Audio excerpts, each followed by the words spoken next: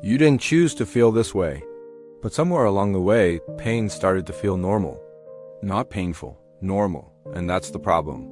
Most people think abuse leaves scars you can see, bruises, broken things, obvious damage. But the real damage? It's invisible. It's in how you think, how you love, how you destroy yourself quietly without even realizing it. This video is about what abuse actually does to the brain, not what people assume, what science shows, what psychology reveals, and what nobody wants to admit about themselves. Stay with me. Here's what happens inside a brain that grew up around abuse. Your brain has one job above everything else: keep you alive. So when you're young, when you're small and powerless, your brain starts adapting. It watches everything. It learns patterns. It figures out what triggers danger.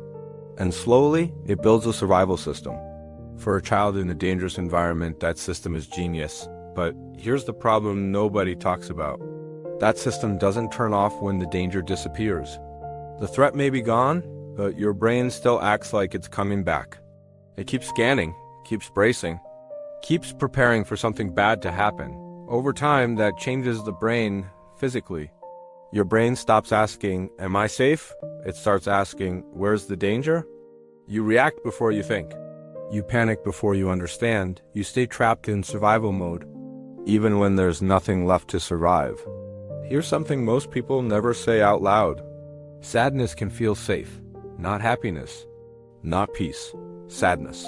Because when you grow up surrounded by emotional pain, your nervous system gets used to it. It expects it. So when life finally becomes calm, your brain doesn't relax. It gets suspicious. You start thinking, this won't last. Something bad is about to happen. I shouldn't get comfortable. But pain feels familiar. And familiar feels safe. So without realizing it, you keep returning to it, replaying old memories at night, listening to songs that destroy you emotionally, overthinking conversations from years ago, isolating yourself even when people care about you. Not because you enjoy suffering, but because your nervous system recognizes it. Your brain was trained to treat pain like home. Ask someone who grew up around abuse how they're doing. Most of the time, they'll say, "I'm fine," not because they are, because saying anything else never felt safe. When showing emotion gets ignored, punished, mocked, or used against you, you learn to hide it, so you become good at pretending. You smile while falling apart internally. You deal with everything alone. You become the strong one, the reliable one, the person who never asks for help, and people admire you for it. They call you resilient, strong, mature, but nobody sees the cost. Because after suppressing emotions for years, you stop feeling more than just pain. Joy starts feeling distant. Love feels uncomfortable. Vulnerability feels dangerous. And eventually, you feel almost nothing at all. This is the part people hate hearing. You keep ending up in the same kind of relationships, different face, same emotional damage, and everyone around you notices it before you do. Here's why. Your brain mistakes familiarity for safety. So when someone feels intense, unpredictable, emotionally chaotic, your nervous system reacts strongly. Not because they're healthy for you, because they feel familiar.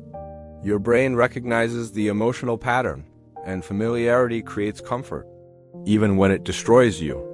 Healthy love can actually feel uncomfortable to someone raised in chaos. It feels too calm, too stable, too easy. And part of you starts wondering if it's even real. Some people never learn love without fear, so when fear disappears, they think love disappeared too. That's why some people sabotage healthy relationships without understanding why. Their brain still connects chaos with connection. Not everyone who experiences abuse becomes visibly broken. Some become obsessed with control. They become perfectionists, overachievers, people who can't relax, people who need everything done a certain way, people who feel anxious when they're not productive, and the world praises them for it. You're so disciplined, you work so hard, you're going places, but underneath all of it is fear, because when you grow up powerless, your brain makes a promise. Never again. So now you try controlling everything: your schedule, your environment, your emotions, other people's reactions, and when something escapes your control, the anxiety becomes overwhelming. Because deep down, it's not really about the situation happening now. It's about the child inside you who once felt trapped, helpless, and unsafe. So the real question isn't, what did they do to you? The real question is, what did you become because of it? And even more importantly, are you still living that way today? Are you still choosing familiar pain over unfamiliar peace? Are you still hiding behind "I'm fine"? Are you still trying to control everything so you never feel powerless again? Are you still choosing people who reinforce the worst things you secretly believe about yourself? These aren't character flaws. They're survival adaptations. Your brain did exactly what it was designed to do.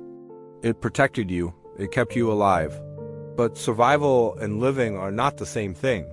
At some point, you have to decide whether you're still surviving or finally learning how to live. I'm not going to tell you healing is easy, and I'm not going to throw empty motivational quotes at you, because the truth is, understanding something logically doesn't mean your body believes it emotionally. That gap between what you know and what you feel is where the real work begins. Healing happens slowly, quietly, in the moments where you notice your patterns and choose differently, even when different feels uncomfortable, even when peace feels unfamiliar, even when healthy love feels suspicious. Because after everything you survived, your brain learned to expect pain. The question is, are you willing to keep proving it right?